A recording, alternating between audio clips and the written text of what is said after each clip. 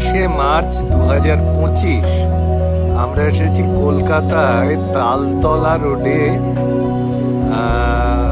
প্রখ্যাত চিকিৎসক শ্রী বি.ডি. মুখার্জির কাছে।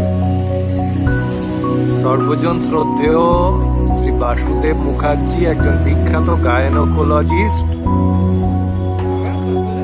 এই তার বাড়ি, আর বাড়ির এই তার 46/10, তাই তো কৃষ্ণদা? এটা তালতলা রোড।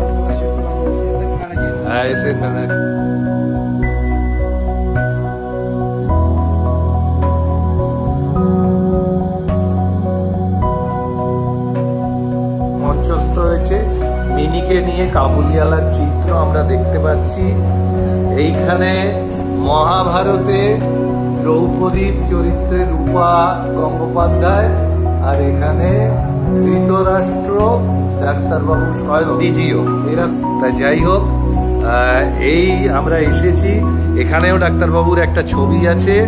তা আমরা এই সব মানুষগুলোর যে ভালোবাসা, যে আশীর্বাদ পাই, এতে আমরা ধন্য।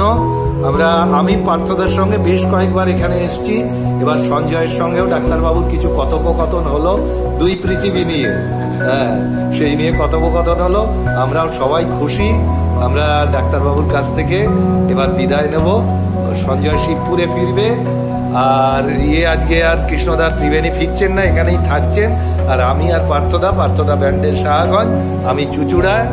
এইভাবে আজকের এই পর্যন্ত। আমি সত্যি কথা পার্থর সঙ্গে আসতে পেরে, আর পার্থদার সঙ্গে আমার বহুদিনের আলাপ করার ইচ্ছে ছিল। আজকে আমি পার্থর সুবাদে পার্থদাকে পেলাম, আর এক পার্থদাকে খুব ভালো লাগলো। আমি পার্থদাকে আজকে একটা কথাই বলেছি, আপনি হাওড়া স্টেশন। আজ 26 মার্চ 2025 আমরা এসেছি কলকাতায় তালতলা রোডে প্রখ্যাত চিকিৎসক শ্রী বি.ডি. মুখার্জির কাছে। সর্বজন শ্রদ্ধেয় শ্রী বাসুদেব মুখার্জি একজন বিখ্যাত গায়নোকোলজিস্ট। এই তার বাড়ি, আর বাড়ির এই তার 46/10, তাই তো কৃষ্ণদা? এটা তালতলা রোড। তার পরিবারের সবার নাম লেখা আছে।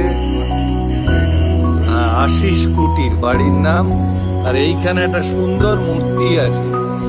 আমাদের এখানে আছে মা অন্নপূর্ণা চ্যারিটেবল ট্রাস্টের কর্ণধার শ্রী পার্থ দত্ত, আমার অত্যন্ত প্রিয় বন্ধু শিবপুর নিবাসী সঞ্জয়, আর আছেন কৃষ্ণদা।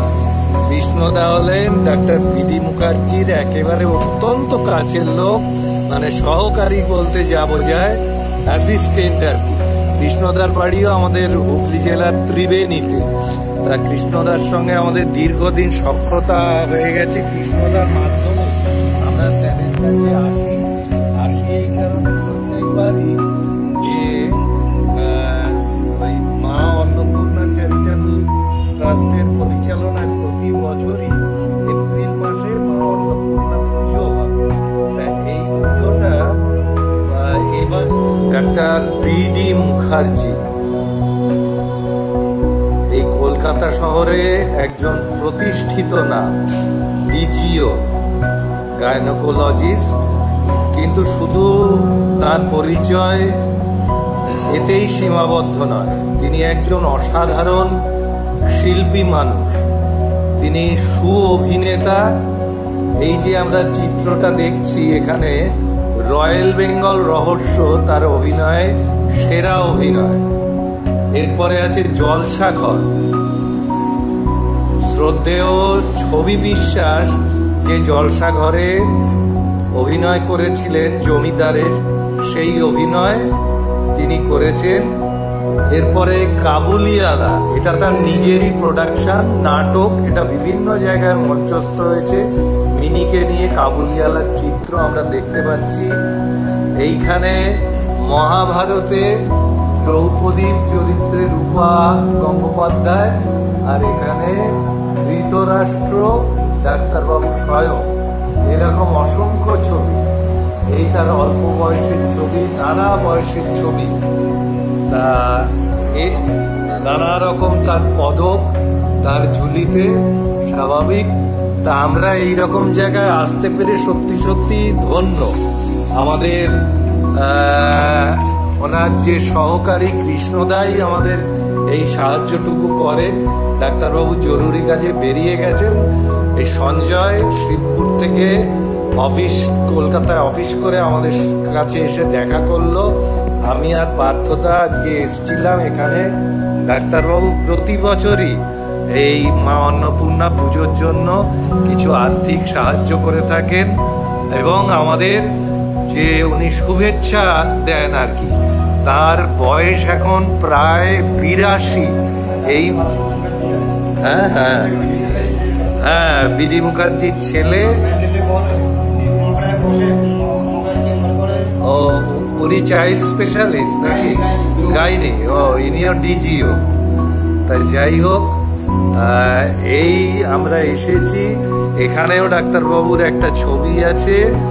তা আমরা এই সব মানুষগুলোর যে ভালোবাসা, যে আশীর্বাদ পাই, এতে আমরা ধন্য। আমি পার্থদার সঙ্গে বেশ কয়েকবার এখানে এসেছি। এবার সঞ্জয়ের সঙ্গেও ডাক্তারবাবুর কিছু কথোপকথন হলো, দুই পৃথিবী নিয়ে।